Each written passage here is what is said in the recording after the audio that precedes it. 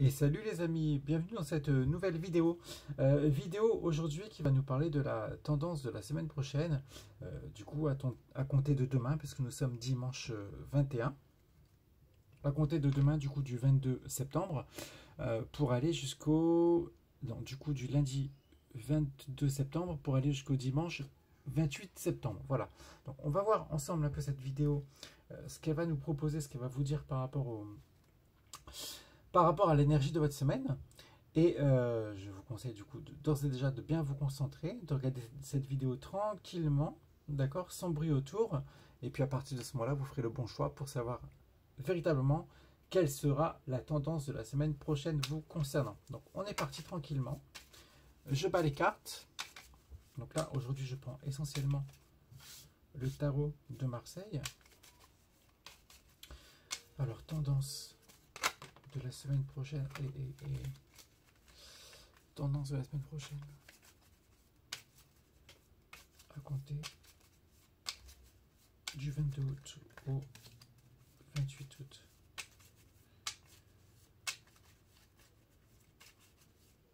Alors,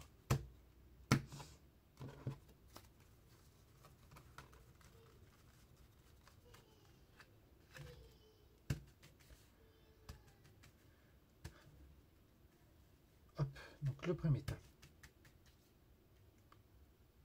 Tendance de la semaine prochaine par rapport au premier tas. Et conseil par rapport à la semaine prochaine par rapport au premier tas. Hop. Tendance par rapport au deuxième tas concernant la semaine prochaine. Et conseil par rapport à ce deuxième tas concernant la semaine prochaine. Hop là. Et le troisième tas. Tendance du troisième tas. Celui-ci. Et conseil par rapport au troisième tas. Allez, celle-là. Ok, donc.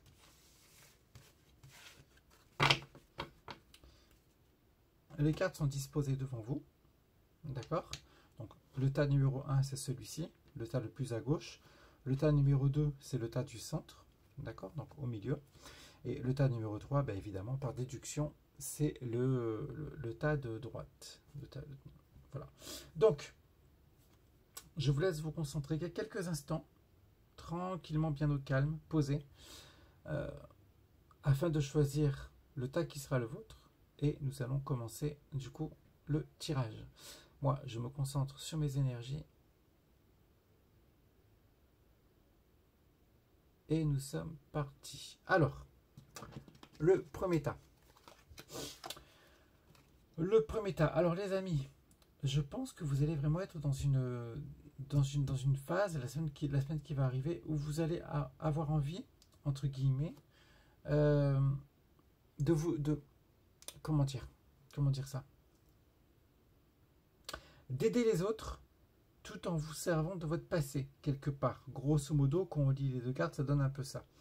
Vous allez vraiment être animé par le fait de vouloir guider, conseiller, aider les gens par rapport à divers problèmes, hein, qui peuvent être les problèmes de couple, les problèmes familiaux, les problèmes liés au travail, les questionnements, etc. etc. Plein de petites choses qui vont vous amener vraiment dans la peau de quelqu'un qui va vouloir entrer dans ce domaine, dans cette phase de vouloir conseiller, guider, aider les gens. Le conseil du tarot par rapport à ça, il nous en donne plusieurs. Moi, personnellement, ce que je vois par rapport à, ce que je ressens du moins par rapport à la lecture de la carte de l'ermite, par rapport à cette tendance-là, par rapport à la carte du pape, c'est que aider les gens, c'est très bien. Il n'y a pas de problème. Il va falloir juste y aller tout doucement. Vouloir aider les gens. Des fois, vous savez, il y a des personnes, j'en ai en consultation parfois, qu'on a envie de pousser. On sent qu'elles ont les atouts pour avancer, pour ne plus douter d'elles et littéralement pour être elles. Mais on peut arriver à pousser certaines personnes de manière cohérente et de manière hyper efficace. D'autres, ça risque de les heurter. D'autres, ça risque vraiment de les heurter. Là, véritablement, le conseil du tarot, il est simple. Il vous dit, ok, vouloir aider les gens, c'est très bien. Il n'y a pas de souci. Il faut aider les gens. C'est aider son prochain, c'est vraiment indirectement une mission de vie, c'est super important. Mais ne fais pas n'importe comment. Essaye d'y aller tout doucement. Essaye de comprendre le pourquoi il vit cette situation à l'instant T. Maintenant, pourquoi? N'hésite pas, en fait, n'hésitez pas si vous voulez, à lui poser des questions, à poser des questions à cette personne liées à son passé. La carte de l'ermite nous parle également du passé. C'est le seul personnage du tarot de Marseille qui va dans ce sens-là, d'accord? De l'arrière, de l'avant vers l'arrière, hein, d'accord? Vers le passé, du court vers l'arrière. Véritablement, ça nous dit d'aller chercher, d'aller fouiller, entre guillemets, dans son passé pour essayer de comprendre pourquoi il en est là. Et pour essayer finalement de faire en sorte qu'il comprenne lui-même, qu'il puisse éventuellement comprendre lui-même, parce que c'est pas souvent évident, le pourquoi il vit cette situation à l'instant T et comment. Ça peut également vous concerner vous, hein, en fait. Ça peut également vous concerner vous. Vous allez peut-être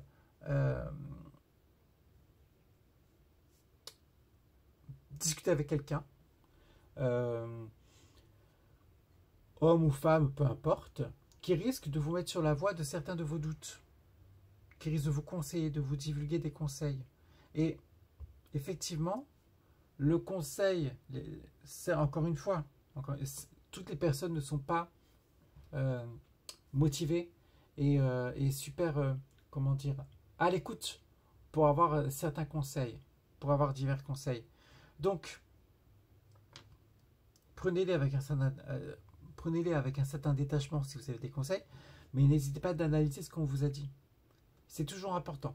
Dites-vous bien que dans la vie, comme je le dis dans toutes mes consultations, en tout cas les 3/4, il n'y a pas de hasard, il n'y a que des rendez-vous. Donc c'est une phrase bien connue, mais c'est juste la réalité.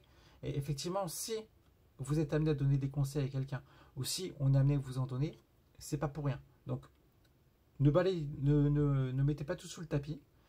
Essayez de laisser infuser ce qu'on vous dit pour véritablement essayer de comprendre le pourquoi du comment de ce qui peut vous faire douter à l'instant T, si encore une fois ça vous concerne vous. Mais ça peut éventuellement concerner également d'autres personnes. Donc par rapport au choix numéro 2, celles et ceux qui ont choisi le choix numéro 2, le tas numéro 2. Ok. Là, mes amis, c'est très bien. C'est très très bien. Là, la semaine qui va se passer. Je ne sais pas si vous allez reprendre le travail, si vous êtes encore en vacances. Bref, en tout cas, ce qui est certain, c'est que vous allez vraiment être dans comment dire, je ne vais pas dire dans l'inaction, parce que c'est une action plutôt mentale, cette carte-là. On est plus dans le côté cérébral. Néanmoins, je ne pense pas que ce soit une carte super active. Voilà.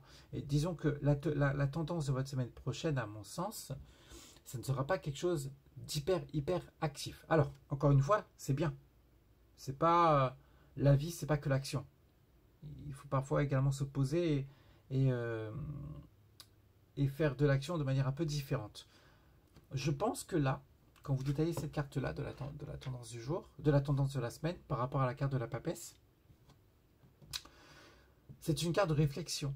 On est dans une certaine réflexion. On est dans une certaine volonté de lire, de se documenter, d'apprendre des choses, peut-être de faire les comptes. On est également, si vous détaillez bien la carte, on voit que le personnage est un peu isolé, hein, d'accord? On a les gens qui traversent cette énergie-là, en général, ont une tendance à vouloir prendre du temps pour eux. Ce qui n'est pas négatif en soi. Il faut, encore une fois, prendre du temps pour soi, c'est même bénéfique. Et c'est même conseillé pour moi. Mais vraiment, c'est hyper important de pouvoir arriver régulièrement, surtout dans la vie actuelle et dans notre mode de vie infernal qui à chaque fois nous pousse vers un stress incessant, de pouvoir prendre du temps pour soi. Que ça soit 5, 10, 15, 20, 30 minutes, ça commence à être beaucoup, surtout qu'on a des enfants.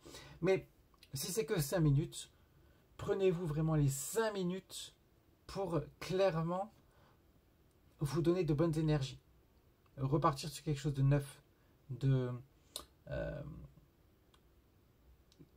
rééquilibrage entre guillemets énergétique, même si c'est court 5 minutes.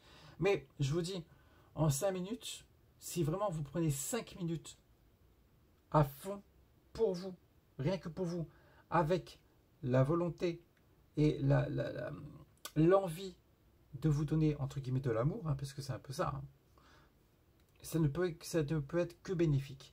Bon, là par contre, effectivement, ça va être la tendance, ça va être la tendance de la semaine. Vous allez vraiment vouloir entrer dans une... Si on retourne cette carte-là, je vous dirais, écoutez, c'est bien. Vous allez avoir envie de rentrer dans cette phase-là de réflexion. Ne tombez pas non plus dans une espèce de solitude trop prononcée. Voilà, le conseil de la carte de l'empereur, la carte numéro 4 du 4, on va y arriver, du tarot de Marseille. Alors, juste entre parenthèses, j'ai pas dormi. J'ai pas dormi de la nuit, non pas parce que j'ai fait la fête, mais parce que ma petite fait les dents. Donc ça a été assez compliqué pour moi cette nuit-là. Donc pardonnez-moi mes petits bugs parfois de langage. Donc, je vous disais que la carte de l'empereur, là, vient vous dire de vous imposer, effectivement, de trancher, d'avancer et de structurer véritablement bien vos pensées, dans le sens où, par exemple, on va dire par exemple, imaginons par exemple que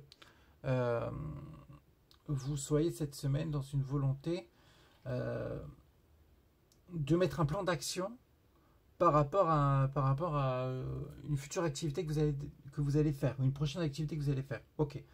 Bon, la carte de l'empereur vous dit, écoute, c'est bien, de réfléchir, c'est bien, la théorie, c'est cool, c'est parfait. À un moment donné, il faut y aller, il faut du concret. La carte 4 du tarot de Marseille, c'est ça, hein, c'est vraiment le concret. Hein. On voit que le personnage a les 2 pieds sur terre. Là, on ne voit pas les 2 pieds de la papesse qui touche le sol. Là, pour le coup, on voit clairement que, surtout en tout cas, il a bien un pied qui est ancré sur terre. On voit que c'est quelqu'un qui est très pragmatique, qui d'ailleurs, c'est stable. Le chiffre 4 en numérologie, je le dis toujours, hein, quand on vous parle du chiffre 4 en numérologie, imaginez toujours un carré. Et un carré, hein, d'accord? En général, un carré, c'est stable. Ok? Donc, c'est stable et c'est pragmatique. C'est du terre à terre, c'est du concret. Donc, réfléchir, c'est bien. Prendre du temps pour vous, c'est bien. Pas trop dans la solitude. Et n'oubliez pas non plus la vie de tous les jours et le côté, le côté de la vie, en fait. Le côté de vivre, tout simplement. Et de littéralement faire vos choix et d'avancer de manière concrète. Par rapport au tas numéro 3. Alors, qu'est-ce que ça nous dit? Ok. Bon, alors les amis, là pour le coup, je pense que celles et ceux qui ont choisi le tas numéro 3 vont être dans une comment dire?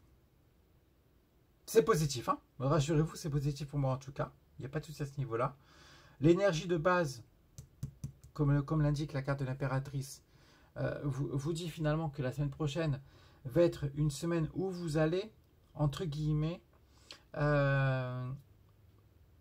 non pas vous imposer de manière brutale, mais en tout cas être sûr de ce que vous êtes et avoir l'envie d'avancer, l'envie de vous projeter. Quand on voit la carte la carte, regardez, détaillez bien la carte, on voit que le personnage de l'impératrice a le regard orienté vers le futur. Ok? Ça nous dit finalement que cette femme-là, en tout cas ce personnage-là, a des certitudes actuelles qui font qu'elle peut désormais prévoir et projeter certaines choses par rapport à son futur. Ça, c'est hyper positif. C'est une carte qui est hyper positive. Le chiffre numéro 3 en numérologie nous parle souvent de concrétisation, d'accord? Basiquement, le chiffre 1, c'est le début de certaines choses, le début de nouveaux projets. Donc, le chiffre 1, c'est les projets, ok? Ou le départ de nouveaux projets. Le chiffre 2, c'est la mise en place, d'accord? La carte de la papesse. Et le chiffre 3, c'est la concrétisation de certaines, comment dire, de certaines de vos actions. Et c'est pour ça qu'en général, dans les entreprises, quand vous créez une entreprise, les comptables, en général, alors ça dépend, mais de manière générale, les comptables vous disent que les premiers bilans sont dressés 4 ans après la création de l'entreprise. C'est de 4 ans en 4 ans en fait. Parce que voilà, chiffre 4, on arrive vraiment dans la matière et dans le concret, et on se dit si effectivement ce qu'on a fait dans les 4 dernières années, finalement a servi à quelque chose ou pas. Et là, en fait, vous allez vraiment rentrer dans une semaine où vous allez vraiment être en confiance par rapport à vous-même. Vous allez, je pense, croire en vous et avoir une certaine maîtrise sur les choses. Vraiment. Donc, je vous ai dit, hein, pour moi, c'est une semaine très positive pour vous. Le conseil du tarot par rapport à ça, ben, en fait, là, basiquement, alors, là, vous voyez, il n'y a même pas d'interprétation de cartes. On est juste vraiment pour le coup, dans mon intuition qui, par rapport à cette carte-là. Et dès que j'ai revu cette carte-là, je me suis fixé sur l'ange. Et donc, grosso modo, si vous avez des demandes à faire à votre ange, des demandes hyper importantes par rapport à vos projets, etc., etc., etc., faites-les. Faites-les de toute façon, de base, il faut pas hésiter à le faire. Parlez à votre ange, encore une fois. C'est ceux qui y croient, évidemment. Ça marche. Mais là, encore plus cette semaine, vraiment, vous allez vraiment être poussé par quelque chose. Et je pense même que vous allez être guidé. Donc, ça, faites vraiment attention à tout ce qui vous entoure cette semaine. Vraiment, j'insiste bien. Faites vraiment attention aux signes cette semaine pour celles et ceux qui ont choisi la carte numéro 3. Parce qu'il risque d'y avoir pas mal de signes qui vont émaner de votre ange gardien, de votre guide ou je ne sais qui vont vous amener peut-être sur votre voie à vous, sur vos divers projets de relations sentimentales, de création d'entreprise, de travail, de famille, bref, etc., etc., etc. Voilà. Les amis, on arrive au bout de cette vidéo. J'espère que cette courte vidéo vous a plu. Dites-moi un peu ce que vous en pensez dans les commentaires. Dites-moi également ce que vous pensez de votre semaine, vous, ce que vous ressentez par rapport à ce que je vous ai dit. Si vous avez des questions par rapport à l'interprétation d'une carte ou l'autre, n'hésitez pas à me le dire en commentaire et afin qu'on discute ensemble. Et pour celles et ceux qui souhaitent une consultation, je reprends demain. Voilà, j'étais en vacances. J'étais en vacances officiellement jusqu'à ce soir. Et je reprends demain. Donc ça y est, mes plannings sont à nouveau ouverts demain. Donc si vous souhaitez des questions si vous avez des questions par rapport au domaine sentimental, professionnel, familial, n'hésitez pas à venir vers moi. Je serai ravi de vous aider. Pour ce faire, c'est très très simple. Vous me contactez directement sur ma boîte mail ou via mon site internet qui se trouve dans ma biographie sur YouTube. Et à ce moment-là, on conviendra d'un rendez-vous. Voilà les amis. N'hésitez pas à liker cette vidéo, à la partager et à activer la cloche pour celles et ceux qui n'ont pas encore fait, de manière à être avertis lors de mes publications de vidéos. Je vous fais de grosses bises et je vous dis à très vite les amis. Salut!